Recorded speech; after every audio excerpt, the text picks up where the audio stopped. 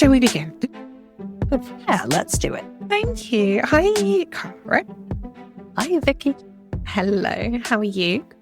Yeah, I'm good, thank you. You look fabulous today. Well, thank you. We're going out to with your dinner crisp tonight, white so shirt. a Where are you little going? extra.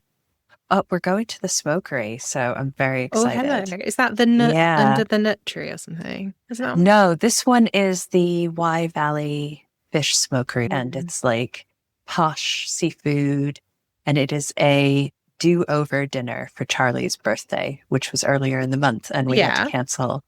And I'm going to say we had to cancel did you have to because he was cancel? ill. Oh, he was heavily hungover, Charlie boy. He was catastrophically hungover. So he was really 21. leaning into the 21st birthday vibes. Yeah. Got any plans this weekend? Oh, yeah, we're going to the History Festival, aren't we, on Sunday? Yeah. That'll be amazing. I'm really looking forward to that. And we have some fancy T-shirts. Fingers crossed they'll arrive. They've got one more post, hopefully tomorrow. Okay. I know. Come on, fingers T-shirts. crossed. I know, I'm praying to If not, we're just going to have to put like Post-it notes on a normal T-shirt. But in between time, I've got a story for you. Would you like to know? Yes, please. Brilliant. I've got a little introduction for you. Today, we are going to talk about a little girl who held up a mirror to the world, who got the world to think, consider, and challenge what they were doing. It wasn't easy, but this little girl lit up ideas in millions of people by doing one simple thing, including them. This is a story of inclusivity at its finest, and how igniting critical thinking has the power to move the world on one tiny step at a time. This is the story of Gloria Jean Watkins, otherwise known as Bell Hooks. Whoa, how exciting. Have you heard about Bell? Heard the name? It's a name I know, and I have almost nothing else in my mind about her. So I am so excited to hear super more. Fresh. That's exciting. So we're going to the 1950s. We're going to a small town called Hopkinsville, which is in Kentucky, USA. So we're thinking full circle dresses, we're thinking bluegrass music, we're thinking bourbon, double-breasted suits, and Chevrolets, the colour of candy. But it's also important to note that at this time, segregation is there, and it's completely vicious throughout the South. So this is where Gloria Jean Watkins was born. Her grandmother nicknamed her Glory. How adorable is that? She grew up where her father was a janitor and her mother was a maid for white families. She was born in 1952 and her education was mainly segregated, but that didn't stop her absolutely loving the classroom. She was a little sponge of all things knowledge. She talks about her childhood quite a bit in certain memoirs. She later described her childhood that she actually struggled to create self and identity whilst growing up. And she grew up with a rich, magical world of Southern Black culture that was sometimes paradisical and at other times terrifying. So that kind of shows us that real kind of juxtaposition. That's it. I guess you're always in a family, you're in a microcosm, and in a culture, you're in a microcosm. And then you have the larger society that you live in. And those two things can be very, very different. And one can almost be a retreat from the other. So it sounds like her family was strong and loving, but the circumstances that they lived in because of the time or place that they lived in were extremely difficult. Yeah, you're right. And that support was very much there. Like she had a lot of support growing up in her community. She loved books and writing and she practiced a lot. Her mum would tell her off for reading late at night with her little torch on. She actually got some of her early writings published in the Sunday School magazine, which was really sweet. Cute. But she was told off quite heavily as a child for talking back, which is a theme you'll notice that continues throughout her life. This idea of challenging and defiance. Integration in schools came in the late 1960s while she was still at school. And that was a really big experience for her, as you can imagine. It very much inspired, again, her later life when she actually became a teacher. Gloria graduated from Hopkinsville High School, and then she went on to not just anywhere, Stanford, and she went on with a scholarship. Oh, so she was a clever student. yeah, all that reading and all that support and all that, it's paying off. She's still really young at this point, at age just 19. She wrote her first and arguably her most well-known work, which was a book called Ain't I a Woman? Black Women and Feminism, which is a title that was also an ode to Sojourner Truth, who we should definitely do an episode on. So Belle writes this book, and it isn't published for another 10 years, but it is seen as a complete landmark book of slavery's legacy and Black culture today. And it gets picked up. The success of this book can't be undermined. In the book, Belle argued about actual true liberation. Just to explore the book in a little bit more detail, I've picked out 5 quotes. I was just hoping that you could read them all out and then we'll digest them. So, quote, "The history of Black women is the history of a resilience that defies all odds. My beauty is not confined to societal standards. It is rooted in my strength and history. The power of a Black woman lies within her ability to embrace her authentic self. Our bodies are temples, not objects of ownership or ridicule. I am not defined by my past. I am defined by the endless possibilities of my future." Wow. I mean, yeah, they're pretty strong. I'm not going to lie. The reason I picked out those specific quotes is for a few different reasons. One, it just shows, oh, mate, how recent segregation is, right? This book is published in 1981, right? And in there, she talks about our bodies are temples, objects of ownership. It is rooted in my history. I am not defined by my past. These are all things that, she's a young woman at this point and she's feeling the effects of her elder generations. And it just talks about, for me anyway, it was talking about how enslavement actually comes into modern society. So when you hear about slavery, and this is something the media does quite heavily, I think, is they always use black and white imagery. And they always use the word ancestor, which makes you feel like it's hundreds of years ago. And actually, we're talking one generation back, really. That's where segregation, Right. We're not talking ancient history. So for example, the last Jim Crow law was overturned in 1965. And just because a law is overturned doesn't mean that everything changes Right. overnight, right? I'm going to really try very hard not to rant. Please do. I love a Cara rant.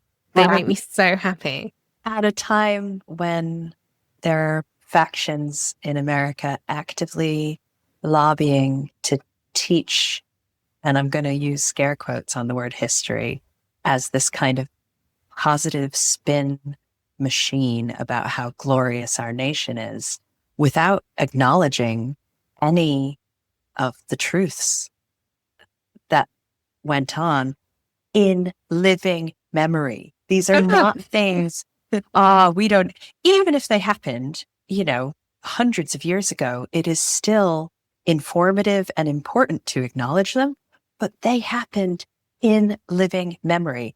Our parents, our grandparents, in some cases ourselves, were alive when people were experiencing this. And we have the sheer arrogance to suggest it shouldn't be taught. Yeah. But you've made such an interesting point there about the black and white photography when they're talking about enslavement and racism. I'm not being funny. There was colour. Yeah, it wasn't that long ago. Mm-hmm. The other reason I picked out those quotes, because they focus particularly on Black women and what being a Black woman actually means. That they're kind of different layers of exclusion, if you like, let alone if you add queer into that mix as well. Society often imposes stereotypes on Black women, forcing them to conform to these limited standards, like you're either in that box or you're in that box. However, the quotes that you just read out remind us that a Black woman's true power lies in the idea of rejecting these limitations. Belle was very much focused on embracing her genuine self. You can see here, I am defined by the endless possibilities. So just this absolute passion and drive for the next, just wanting more. And it's totally okay to want more. And I just love that about her. She's very unapologetic in that sense. We were during the 70s now, Belle pursues graduate work in so many places. She becomes really adept at like the scholar world. So she works for the University of Wisconsin-Madison. She works for the University of California, Santa Cruz. She begins also publishing poetry as well. So after the success of this book, and it's around this time she started using her pen name, which is Bell Hooks. She decided to take the name Bell Hooks after her grandmother, who was known to have sharp opinions, apparently, which I really enjoyed that phrase. I kept it in. And she chose to, so every time you see bell hooks, you'll see it's with a lowercase b and a lowercase h. And that's because she wanted to shift the attention towards the ideas rather than her identity. Okay. So you'll see wherever bell hooks is written, it's always in lowercase. Basically, she's a marketeer's dream. Like Belle knew exactly what she wanted. She knew her message. She knew her brand. She knew her purpose. She had it absolutely nailed, and it's shown. Oh my God, in all her writing. She's a prolific writer, and her message is consistent throughout, which is something I really do admire. But there's nothing wrong with pivoting, but having that compass and that steely ideals and keeping to them, I think is really, to me, I find that very, very inspiring. Belle was all about equality, and she knew that feminism in particular didn't hinge on just one thing. It brought in loads of different things. So I'm going to give you a very small history of feminism in the 70s. Is that a history lesson you'd like to know about? It certainly is. Bring the first wave. Let's be having it. So first wave, you're absolutely right, was 1920s, and that was when women got the vote, basically. And do you know why they're called waves? I do not. It's because they basically peak and trough. So 1920s came, we had this really big swing of equality, and something is cements in that wave. So in the 1920s, it was very much about getting the vote. Then you'll notice that at the end of the wave, it kind of crescendos down, and the fight tends to slow.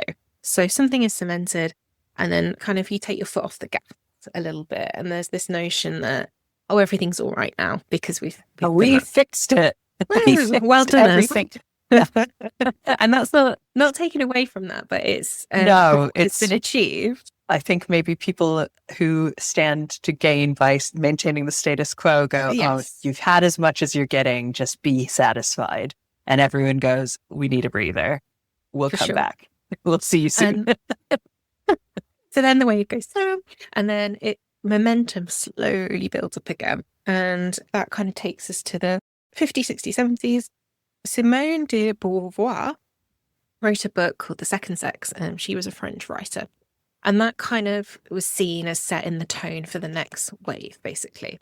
So at the bottom of the wave, where there's like an undercurrent and like it's seen as a minority, and then it picks up into the mainstream, a bit like Me Too, I guess. Like it picks up into the mainstream, becomes in everybody's consciousness. And but that momentum takes years to ramp up again, right? So then in the 60s, what we had was this momentum ramping up again about women being the second sex. Middle-class women across, particularly America, I'm talking about because that's where Belle is based.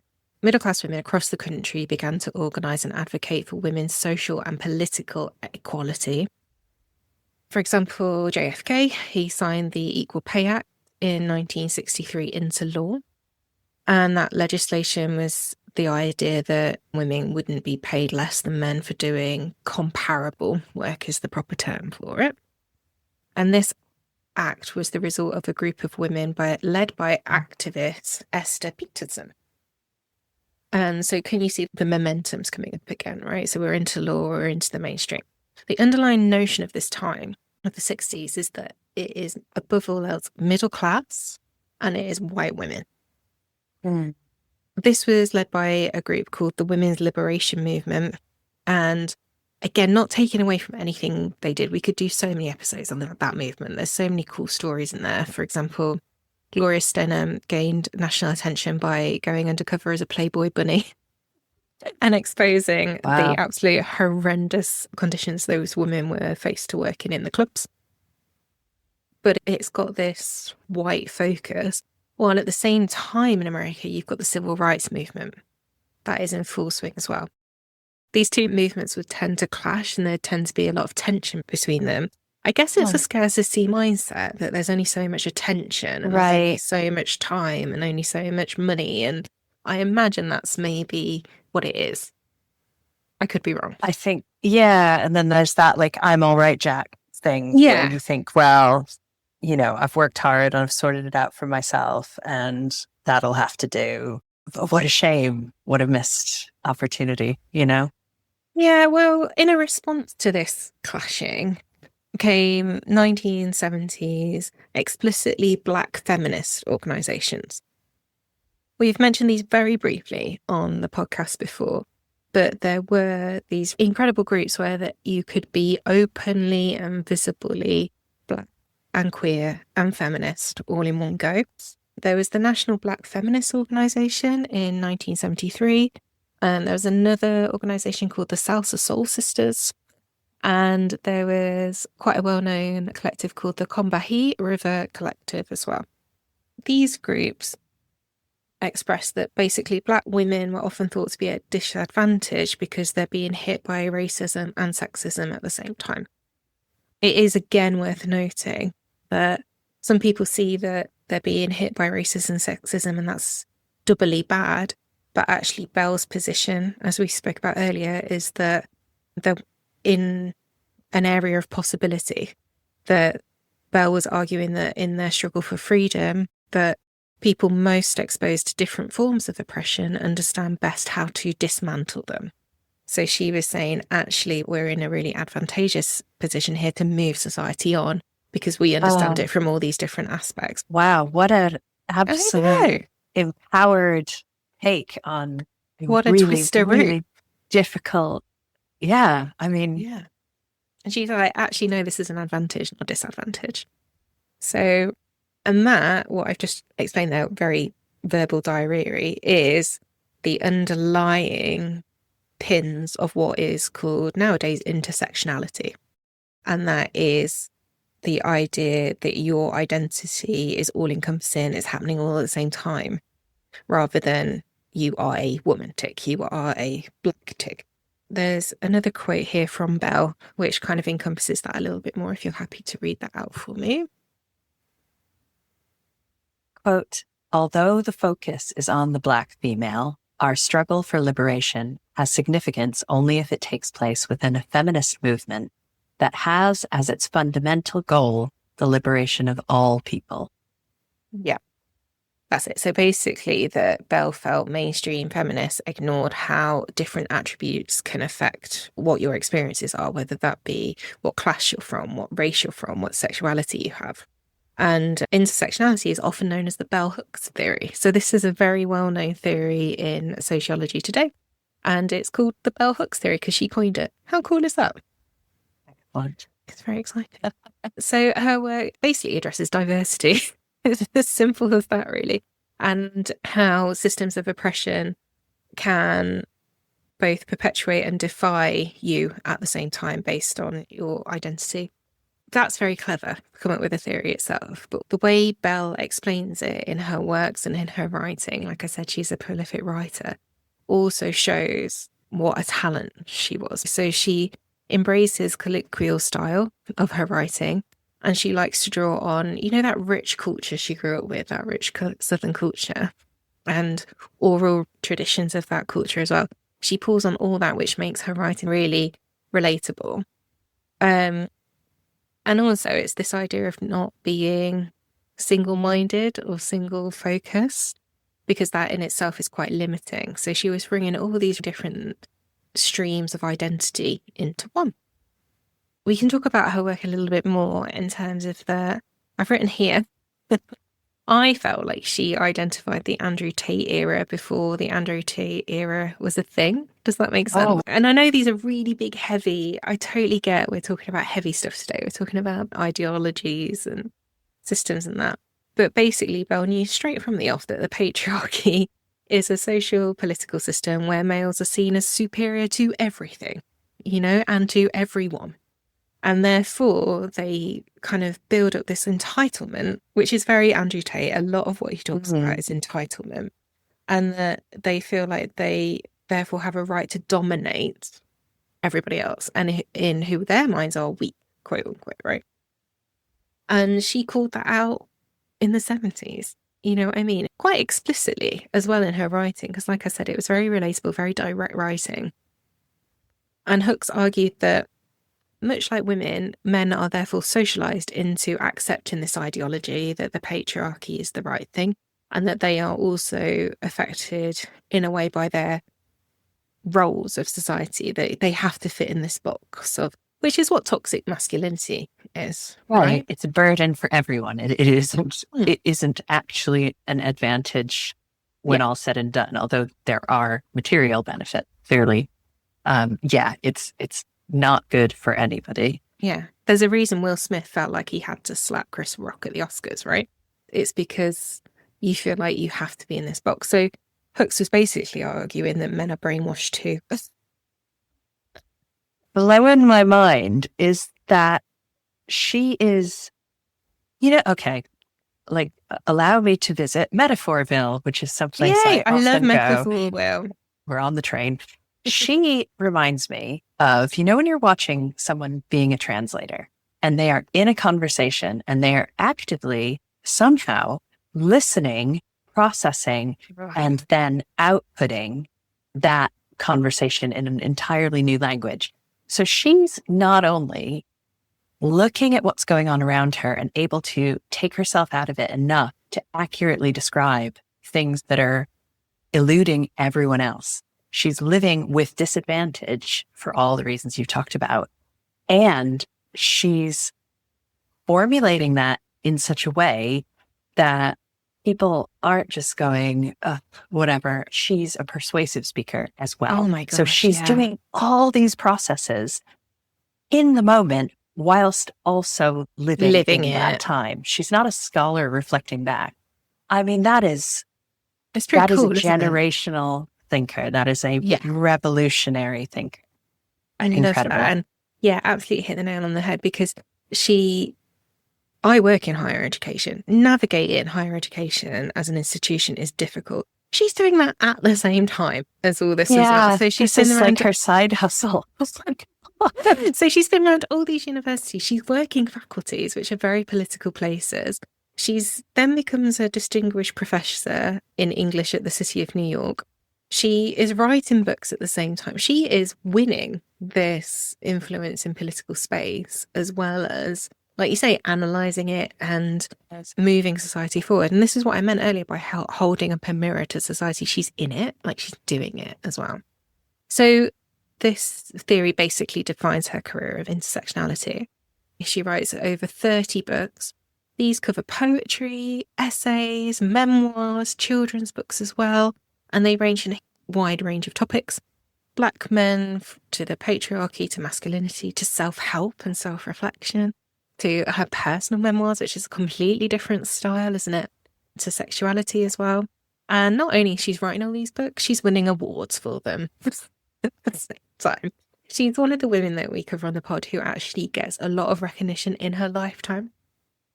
So if you compare this to Ski last week, completely different, right?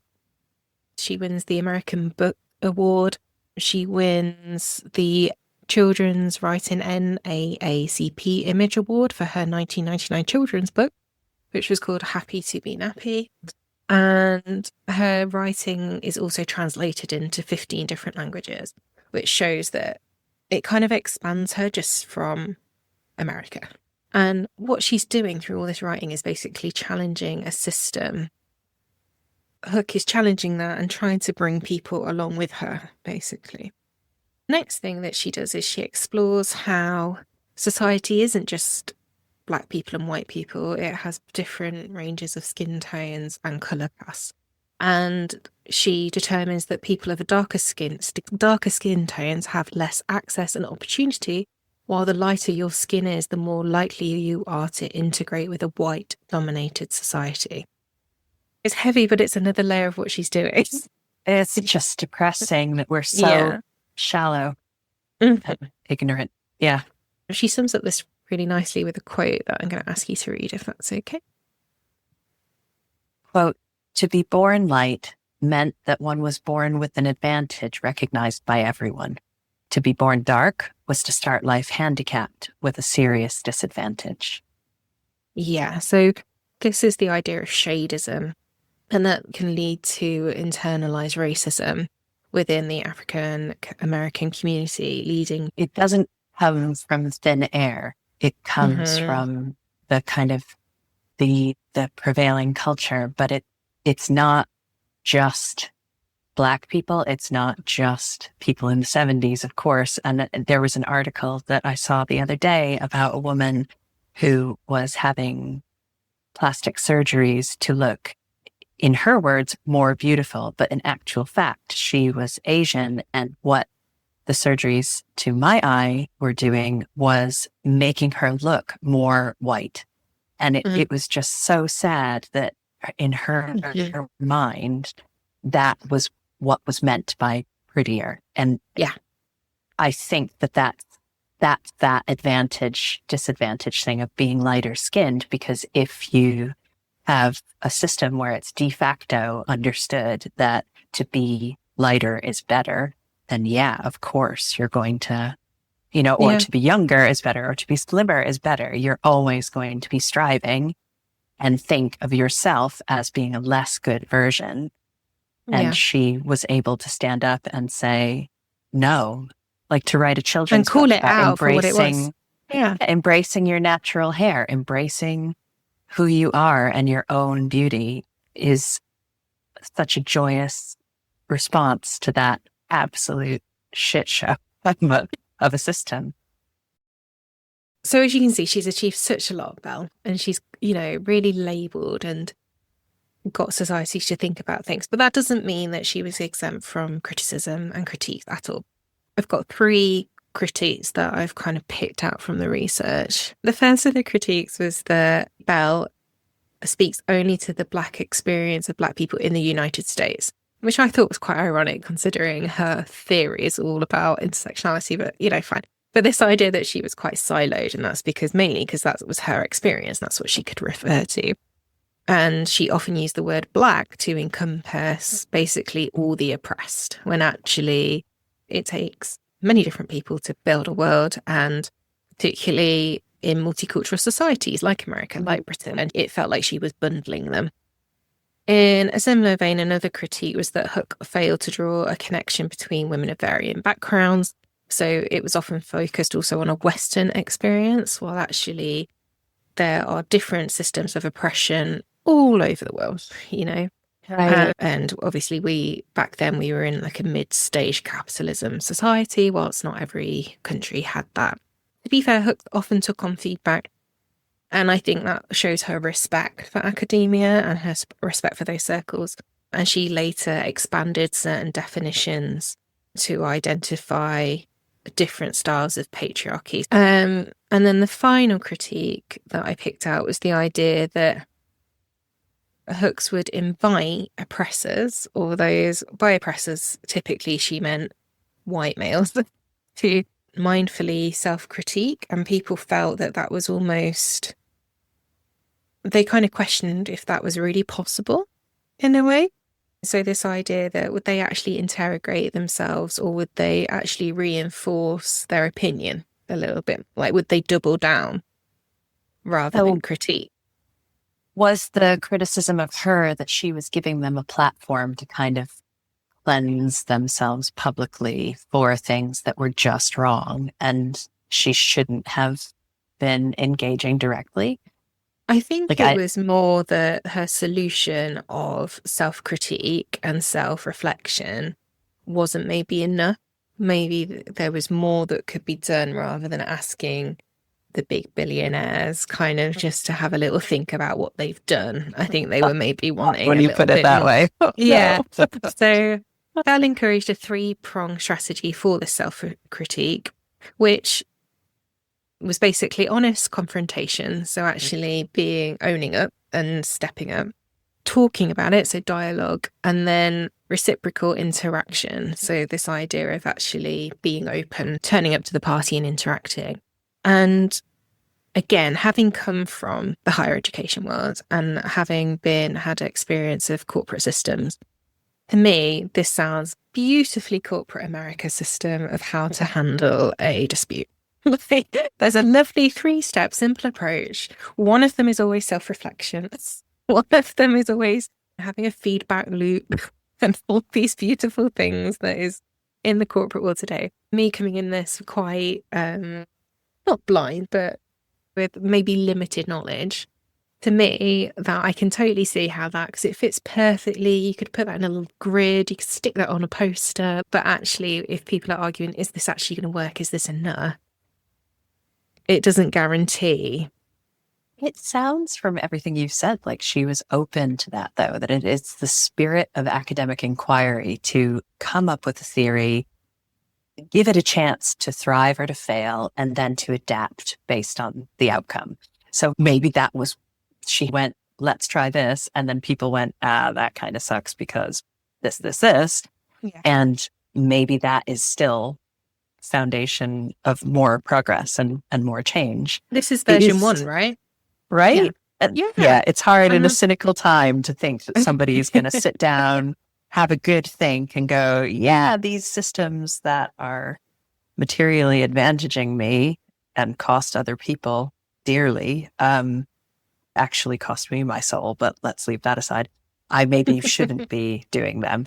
Like the idea that anyone's going to be changed by that, I can understand that criticism. That's pretty optimistic. I'm so pleased that you've got that side of her across, because I think it's one that isn't necessarily written about too much. But to me, it felt that she was very open and very, let's work together on this. I don't think she felt, to my mind, that she had all the answers. I don't think that's what was happening at all. So I think it's really interesting that she did respond to criticism, and also that's good because she was known as the child who always spoke back, but to give as good as you get as well. I think that's really important, isn't it? It's really important to accept as well as give, I think, sometimes, Absolutely. Bell also taught at the Berea College, Berea College, which was a college that actually sponsored her to give an address for their women's studies programs in the 90s. So she had a history with them. And it's an important college in Bell's story. It's a place where tuition is free, and her values very much aligned with their values. That college focuses very much on underrepresented students, where they can come and feel included. They eventually named a centre there after her, the Bell Hooks Centre. And the college had anti-racist beginnings anyway. And it was a college that was in Kentucky. So that's her birth town. So that's where she wanted to go back home, really, and give back to the citizens of Kentucky. And she wanted to, what do you call it? Going back to your roots. Yeah, definitely. And she actually joined their faculty in 2004. Bell pushed society to think differently through her theories and well-argued critique.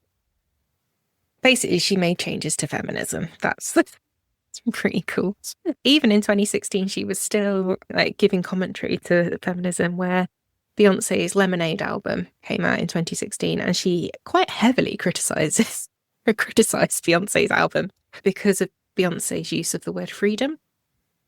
And, she felt that she was kind of using freedom to make money, basically, and use that notion and kind of turn it into a capitalist venture. Beyonce can't win everyone round, okay? She's good, but, she can't win them all.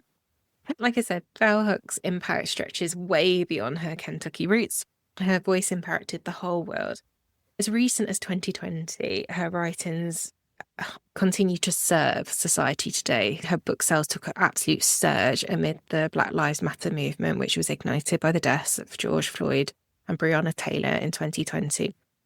And her book, All About Love, New Visions, entered the New York Times bestseller over 20 years after its first publication. Also in 2020, she became one of Times Magazine's top 100 women of the year.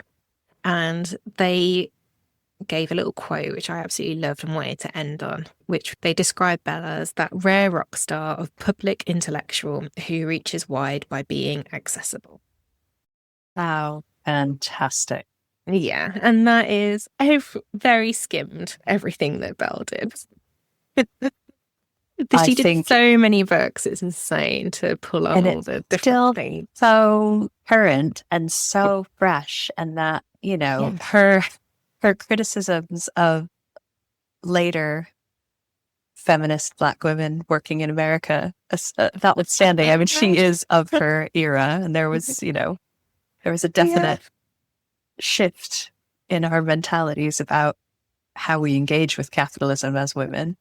But I think the fact that her books are coming to the fore again and are helping people to come to terms with some really crunchy problems that are happening today, it just speaks to how fresh her approach still is. 100%. You know, we get taught intersectionality at work, and it's become such an underpinning layer of society, and she coined it. It's wild, isn't it? Because we come along and we benefit from the work that has gone before to an extent when, you know, like my education is a little bit hit and miss, a little piecemeal, and, you know, do what I can. But these ideas that seem intuitive and like, oh, well, that must always have been there. And then you read about the suffragettes and how exclusionary their efforts were on, you know, again, as you say, not to take away from the things they did address, but there was racism, there was privilege, there was a lot that wasn't taken on board. And now we sort of go, well, yeah, we out intersectionality at work. Of course we do, because it just makes sense to. But that didn't just spring out of thin air. That is the hard work and revolutionary thinking and persuasive writing and skill of people like Bell Hooks. It's a wonderful topic and so timely. Oh, thanks very much.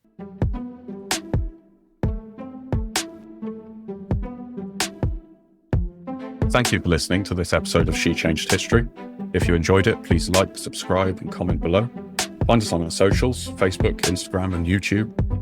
If you've got any ideas of women you'd like us to cover in a future episode, please comment on socials or email us at shechangedhistory@gmail.com. Catch you next time.